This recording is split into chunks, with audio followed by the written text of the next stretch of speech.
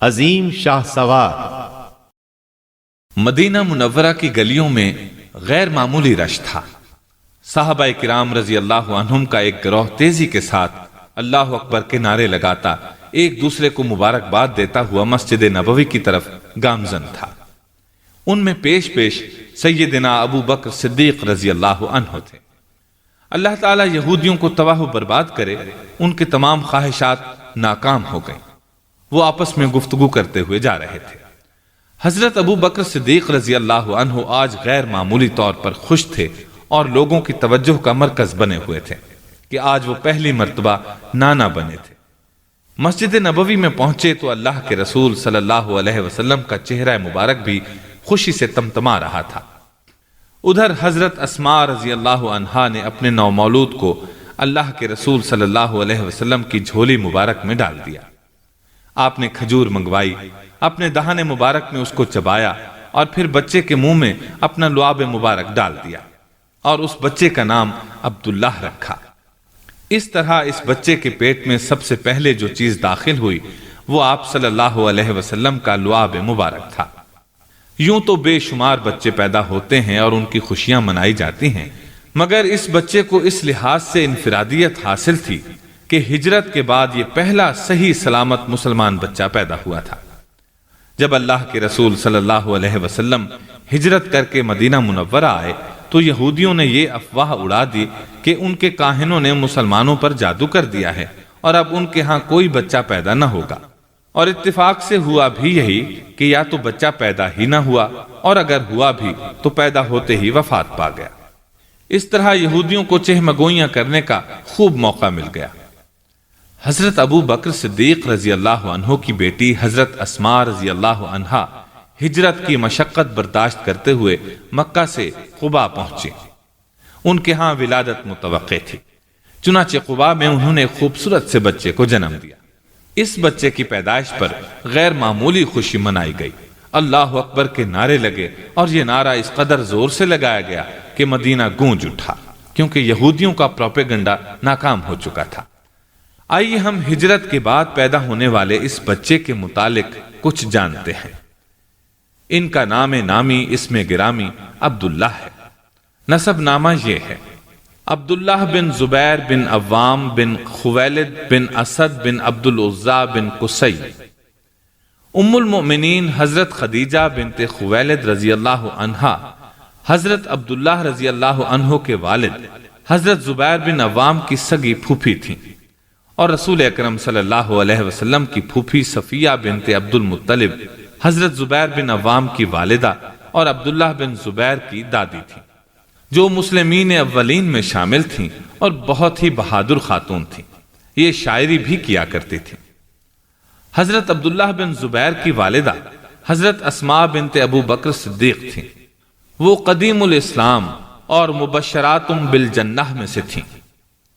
سفر ہجرت میں ان کا کردار کسی سے مخفی نہیں۔ ان کی خالہ ام المومنین حضرت عائشہ اور نانا حضرت ابو بکر صدیق تھے، جو انبیاء کے بعد امت میں سب سے افضل ترین شخصیت ہے۔ اتنا اچھا حسب نسب بہت کم لوگوں کو میسر ہے، تو گویا حضرت عبداللہ بن زبیر رضی اللہ عنہما والد اور والدہ دونوں ہی کی جانب سے نجیب اور شریف النسب تھے۔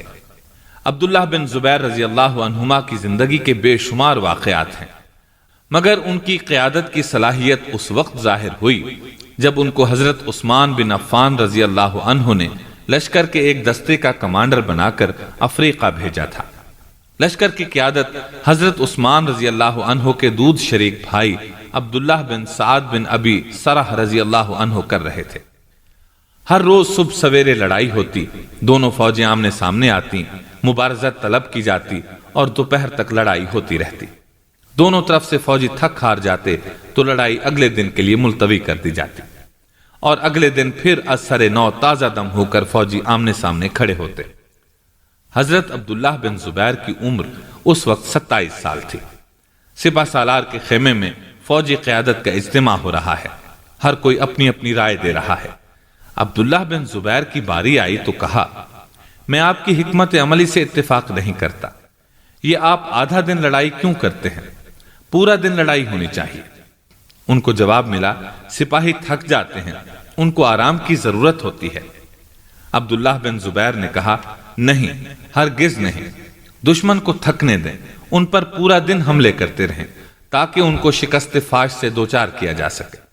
سپہ سالار نے پوچھا، آپ کی کیا تدبیر ہے؟ عبداللہ بن زبیر نے کہا، فوج کے 2 حصے کیے جائیں، ایک حصہ صبح سویرے لڑائی شروع کرے اور دوپہر تک لڑتا رہے، دوسرا حصہ اس دوران آرام کرتا رہے۔ دوپہر کے وقت غیر محسوس طریقے سے تازہ دم سپاہی آگے بڑھیں اور تھکے ہوئے سپاہی واپس آ جائیں۔ اس طرح ایک ہی دن میں لڑائی کا فیصلہ ہو جائے گا۔ سالار اعلیٰ نے کمان حضرت عبداللہ بن زبیر کو سونپ دی۔ اگلے دن ان کی حکمت عملی کے مطابق جنگ شروع ہوئی۔ دشمن دوپہر کے وقت واپسی کی تیاری کر رہا تھا کہ اچانک تازہ دم دستہ آگے بڑھا اور دشمن کو تہ تیغ کر کے رکھ دیا۔ عبداللہ بن زبیر نہایت جری، بہادر اور نڈر تھے، بے حد قوی جسم کے مالک تھے، اور اس کا سبب سیرت نگاروں نے یہ لکھا ہے کہ ایک مرتبہ اللہ کے رسول صلی اللہ علیہ وسلم نے سینگی لگوائی، خون ایک پیالے میں جمع تھا، عبداللہ بن زبیر پاس کھڑے تھے۔ آپ نے فرمایا، عبداللہ، اس خون کو باہر ایسی جگہ گرا دو جہاں کوئی اس کو دیکھ نہ پائے۔ انہوں نے پیالہ لیا، گھر سے باہر آئے، ہاتھ میں پیالہ ہے اور سوچ رہے ہیں کہ اللہ کے رسول کا مقدس خون ہے، اس کو زمین پر گرا دوں؟ نہیں، ایسا نہیں ہو سکتا۔ اور پھر اچانک ہی انہوں نے ایک عجیب فیصلہ کیا، پیالے کو منہ سے لگایا اور پی گئے۔ واپس آئے تو اللہ کے رسول صلی اللہ علیہ وسلم نے پوچھا، عبداللہ، خون کو کہاں گرایا؟ عرض کیا، اللہ کے رسول، ایک ایسی جگہ جہاں اس کو اللہ کے علاوہ کوئی نہیں دیکھ سکتا۔ فرمایا، گویا تم نے اس کو پی لیا ہے۔ انہوں نے اس بات میں سر ہلایا تو ایک روایت کے مطابق آپ نے فرمایا، جس کا خون میرے خون سے مل گیا اس پر جہنم کی آگ حرام ہو گئی۔ اب جس کے خون میں اللہ کے رسول کا خون مل گیا ہو، اس کی بہادری، دلیری اور شجاعت کے کیا کہنے۔ اور اس کا مظاہرہ انہوں نے افریقہ میں اس طرح کیا کہ جنگ سبیتلا میں عیسائیوں کا ٹڈی دل لشکر 1,20,000 کی تعداد میں تھا اور اس کے مقابلے میں مسلمان محض 20,000 تھے۔ دشمن کی قیادت بادشاہ جرجیر کر رہا تھا۔ مقابلہ شروع ہوا۔ عددی لحاظ سے دشمن نہایت طاقتور، دونوں طرف سے بہادر میدان میں ہیں، نیزہ، تلوار، تیر، گھوڑوں کی ٹاپوں کی آواز۔ دشمن کی فوجوں کو ان کا بادشاہ بھڑکا رہا تھا۔ عبداللہ بن زبیر نے سوچا کہ اگر اس کا خاتمہ ہو جائے تو فوج کی ہمت ٹوٹ جائے گی۔ سپہ سالار عبداللہ بن سعد کے پاس گئے، اپنا منصوبہ بتایا اور کہا، مجھے چند باہمت اور موت پر بیعت کیے ہوئے نوجوان درکار ہیں جو میرے ساتھ ہوں تاکہ میں بادشاہ کو قتل کر سکوں۔ بظاہر منصوبہ بڑا عجیب و غریب تھا۔ عبداللہ بن زبیر رضی اللہ عنہما اپنے ساتھیوں کے ہمراہ آگے بڑھے۔ دشمن کے فوجیوں نے سمجھا کہ یہ صلح کے لیے ان کے بادشاہ کے پاس جا رہے ہیں اور وہ راستہ چھوڑتے گئے۔ ادھر بادشاہ جرجیر گھوڑے پر سوار لونڈیوں کے جھرمٹ میں کھڑا تھا۔ 2 لونڈیاں مور چھل سے پنکھا کر رہی تھیں کہ اچانک عبداللہ بن زبیر سامنے آئے۔ بادشاہ کو اپنی جان خطرے میں محسوس ہوئی، گھوڑے کو ایڑ لگائی، مگر ادھر مقابلے میں ابن زبیر تھے۔ انہوں نے نیزہ مارا جو پیچھے لگا، وہ نیچے گرا اور انہوں نے لپک کر چشم زدن میں اس کی گردن کاٹ کر نیزے پر چڑھا دی۔ اونچی آواز سے نعرہ تکبیر بلند کیا۔ ادھر ہمراہیوں نے دشمن پر حملہ بول دیا۔ اپنے بادشاہ کے سر کو نیزے پر دیکھ کر دشمن کے حوصلے پست ہو گئے اور میدان اللہ کے شیروں کے ہاتھ رہا۔ سیرت نگاروں نے جرجیر بادشاہ کے بارے میں لکھا ہے کہ اس نے لڑائی سے پہلے اعلان کیا تھا، جو شخص مسلمانوں کے سپہ سالار یعنی عبداللہ بن سعد کو قتل کر کے اس کا سر لائے گا، میں اس سے اپنی بیٹی کی شادی کر دوں گا اور 1,00,000 دینار انعام میں دوں گا۔ اس اعلان کے بعد عبداللہ بن سعد رضی اللہ عنہ کی حفاظت کا خصوصی انتظام تھا، مگر ابن زبیر کے زرخیز ذہن نے یہ مشورہ دیا کہ فوج میں اعلان کر دیا جائے کہ جو شخص جرجیر کا سر لائے گا اس کا نکاح جرجیر کی بیٹی سے کر دیا جائے گا اور انعام میں 1,00,000 دینار دیے جائیں گے۔ بعض روایات میں آتا ہے کہ جرجیر کے قتل کے بعد سپہ سالار نے اپنے وعدے کو پورا کرنا چاہا، مگر عبداللہ بن زبیر نے کہا، میں نے جہاد اللہ کی رضا کے لیے کیا تھا، دنیاوی لالچ اور متاع و مال مجھے درکار نہیں۔ وہ فتح افریقہ کے علاوہ اندلس اور قسطنطینیہ کی فتح میں بھی شامل رہے اور کارہائے نمایاں سر انجام دیے۔ پھر تاریخ نے ایک دن ایسا بھی دیکھا کہ یزید بن معاویہ کی وفات کے بعد اس کا بیٹا معاویہ ثانی خلیفہ بنا۔ وہ 18 سال کی عمر کا کمزور اور نو عمر لڑکا تھا اور جلد ہی بغیر کسی کو خلیفہ مقرر کیے فوت ہو گیا۔ اب حضرت عبداللہ بن زبیر کے لیے میدان خالی تھا۔ مکہ کے لوگوں نے بیعت کی تو اہل حجاز نے ان کی اطاعت قبول کر لی۔ ادھر خبر مدینہ منورہ پہنچی تو وہاں کے باشندگان نے بھی اطاعت میں سر جھکا دیے۔ انہوں نے اموی دور کے والیوں کو ہٹایا اور ان کی جگہ اپنے وفادار ساتھی مقرر کرتے گئے۔ عبداللہ بن زبیر کی حکومت زیادہ دیر نہ چل سکی۔ شام پر بنو امیہ کی حکومت تھی، انہوں نے اپنی حکومت کو وسعت دینے کی کوششیں شروع کر دیں۔ پھر اہل مصر کو ساتھ ملایا اور عراق پر چڑھ دوڑے۔ ادھر عبداللہ بن زبیر رضی اللہ عنہما نے اپنے بھائی مصعب کی جگہ اپنے بیٹے حمزہ کو والی عراق بنا دیا۔ فریقین میں جنگ ہوئی، اموی غالب رہے اور حضرت مصعب شہید ہو گئے۔ آہستہ آہستہ حجاز کو چھوڑ کر باقی علاقوں پر امویوں نے اپنا اقتدار مضبوط کر لیا اور پھر مکہ مکرمہ پر قبضہ کرنے کے لیے 72 ہجری میں حجاج بن یوسف 2000 فوجیوں کے ساتھ آیا۔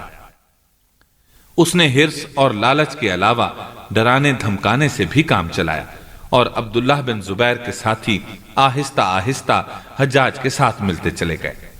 پھر کعبۃ اللہ کو منجنیق سے نشانہ بنایا گیا۔ حضرت عبداللہ کو اطاعت کے لیے مجبور کیا گیا۔ آپ کی والدہ محترمہ حضرت اسماء رضی اللہ عنہا 92 سال کی تھیں، بینائی ختم ہو چکی تھی۔ آپ ان سے مشورے کے لیے گئے تو انہوں نے جو جواب دیا وہ تاریخ میں سنہرے حروف میں لکھا گیا۔ ابن زبیر نے عرض کیا، اماں جان، میرے رشتہ داروں اور عزیزوں نے میرے ساتھ بے وفائی کی، مجھے چھوڑ کر چلے گئے، اب چند ساتھی بچے ہیں، شکست واضح ہے، کیا کروں؟ حضرت اسماء نے جواباً فرمایا، میرے عزیز بچے، اگر تم اللہ کو راضی کرنے کے لیے لڑ رہے تھے اور سمجھتے ہو کہ تم حق پر ہو تو پھر اپنے شہید ساتھیوں سے جا ملو اور دشمن کے سامنے سر نہ جھکانا، اور اگر تم دنیا کے لیے یہ لڑائی لڑ رہے تھے تو تم جیسا غلط شخص کوئی نہیں کہ اپنے رفقا کو اپنے سمیت ناحق مروا دیا، اور اگر تم کہو کہ میں حق پر تھا مگر ساتھیوں کے شہید ہونے اور چھوڑنے کی وجہ سے کمزور ہو گیا، لہٰذا اپنے موقف سے ہٹ رہا ہوں، تو یہ اہل دین اور آزاد لوگوں کا شیوا نہیں ہے۔ ایسی زندگی سے موت کو گلے لگا لینا بہتر ہے۔ حضرت عبداللہ اپنی ماں کے گلے لگ گئے، ان کا ماتھا چوما اور عرض کیا، اماں جان، میری موت پر صبر کرنا، میں نے جان بوجھ کر کبھی منکر اور فحش کام نہیں کیے، میں نے کسی مسلمان پر ظلم روا نہیں رکھا اور نہ ہی کسی ذمی کو قتل کیا ہے، ہمیشہ اللہ کے حقوق اور واجبات ادا کیے ہیں۔ دعائیں لے کر ماں سے رخصت ہوئے اور تمام تر ترغیب و ترہیب کو ٹھکراتے ہوئے 14 جمادی الاولیٰ 73 ہجری کو خلعت شہادت سے سرفراز ہوئے۔ حجاج بن یوسف کے حکم سے نعش مبارک کو سولی پر چڑھایا گیا۔ بوقت شہادت عمر مبارک 73 سال تھی، رضی اللہ عنہ۔